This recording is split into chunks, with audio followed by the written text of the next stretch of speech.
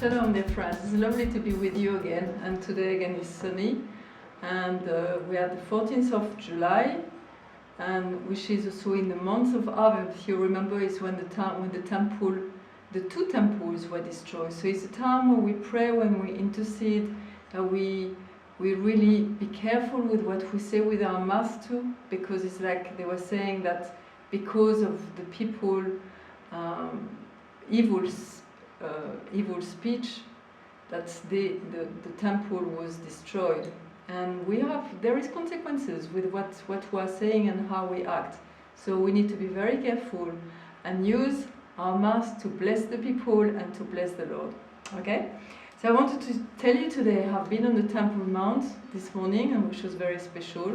Not very many people, but this is a very, very special place to be, because you know that is the center of the world. This is where Abraham, there was the binding of Isaac with Abraham.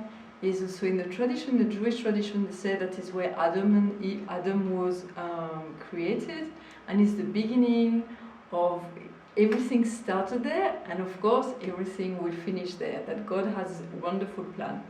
Now, this last week we spoke a lot about Aliyah, and all the update was about Aliyah, and we can see the things happening, we can see people coming back, and it's just wonderful to see that. And we are reading Ezekiel 36, and now if you read Ezekiel 37, it's more like you have the dry bones, but the dry bones have to have flesh, and the dry bones have to have a spirit who's put in them. So there is like a rebuilding slowly, and it's very important. So the very interesting thing is that when people come back here, what do you have to do? What is the first things to do? You have to build houses. There is not enough houses here, and just across our street we've been having some workers now for 6 months, and sometimes a lot of noise, sometimes not too much noise, but we know that is wonderful to be able to see that, and we can see flats and houses being built, and it's wonderful. One day I was praying in the morning saying, God, you know, it's wonderful to see these houses getting ready and prepared for the people who are coming. So this is just wonderful.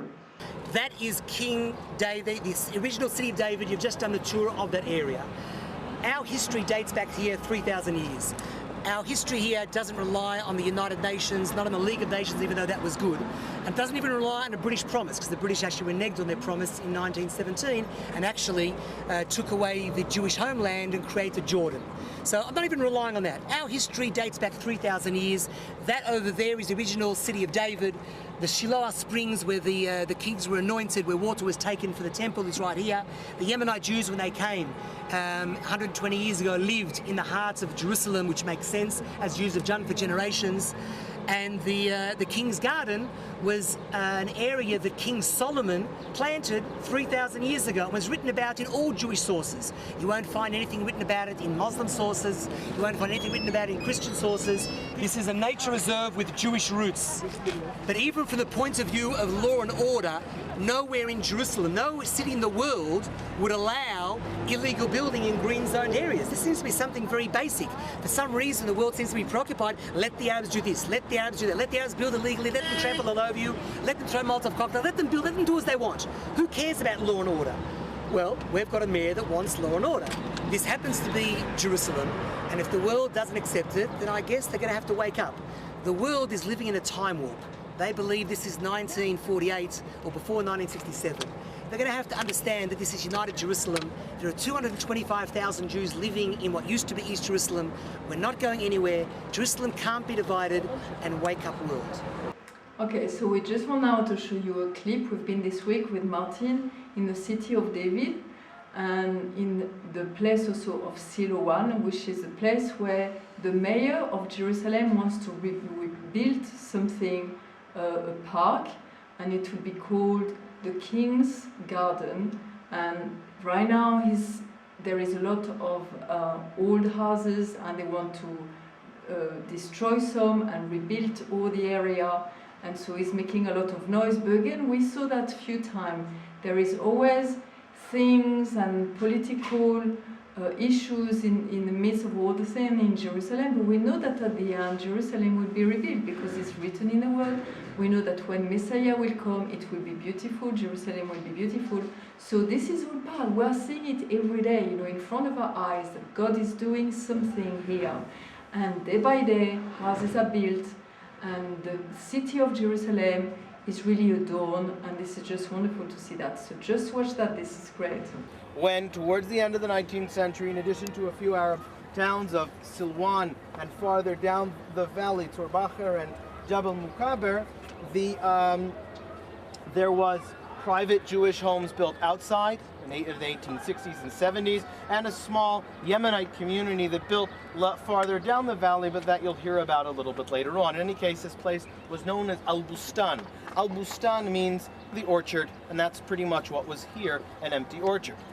And that brings us to the first discoveries. When some of the first archaeologists started to work here, one of the features that they found was this white step structure that we see just down below. The step structure was identified immediately, as they also had a Bible in their hand, as the Jebusite wall, or the Jebusite fortress. What were they referring to? They're referring to the description of how David conquers a city in 2 Samuel 5, where it says, "And David and his men went to Jerusalem to the Jebusites who dwelled in the land. And David captured the fortress of Zion," that is the city of David. Now, we just want also to give you a bit of news of what was happening this week, the outline. There is 3 things that happened. It was the World Cup and everybody was happy, and Spain has won, and Holland lost, which was very sad, but the best are the winners. And but during the time there was something terrible was happening in Uganda, and 60 people were killed by 2 bombs were placed in a restaurant and in a pub in Kampala. So this is very interesting, because I was saying to Martin that I've noticed that in April, Ahmadinejad had been in Uganda. He wanted to discuss about the Iran nuclear issue with the people of Uganda, and suddenly you had these 2 bombs made by Islamist terrorists. This is related. What we are doing these days are very important. Our acts are very important. The act of our government is very important. We are coming at the end of time, and it's harvest time. And we need to be careful of what we are doing and what our government are doing, and we need to pray and watch.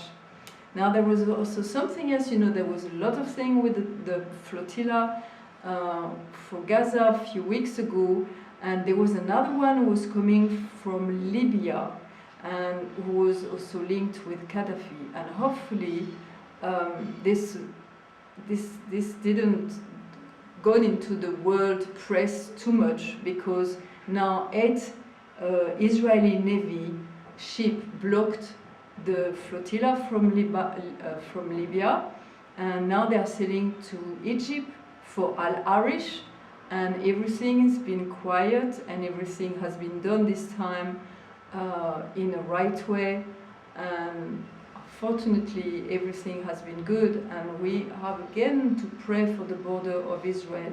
Israel has to stand strong. Israel has to say that they have the right to do this blockade, because the thing is, the terrorists and Hamas and Iran also behind, and a lot of Islam countries really want to open a corridor for in Gaza to be able to bring more weapons.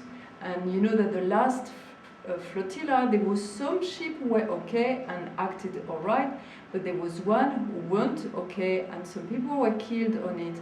But we need to know that in that specific ship there was no humanitarian aid. Okay, and we'll speak a bit more about that in the update. So this is very interesting to know these things. And also you have to pray, and we know God is in charge, but you need to know that there was 2,000 troops in the South Lebanon border who's been brought by Hezbollah. And again, Israel is speaking loudly to Syria, saying, Syria, watch out, because we can see what you are doing via Lebanon, but we know that is Hezbollah, and we need to be strong, and we have to stand for our borders. And so there is things happening they are bringing not only the truth, but they are also bringing material over there, and they have just discovered this week that they are also building again tunnels to be able to come and invade Israel. So again, pray and watch, and we are watching over Israel and over His people, and that the word of the Lord will be fulfilled in our time. God bless you and have a great weekend.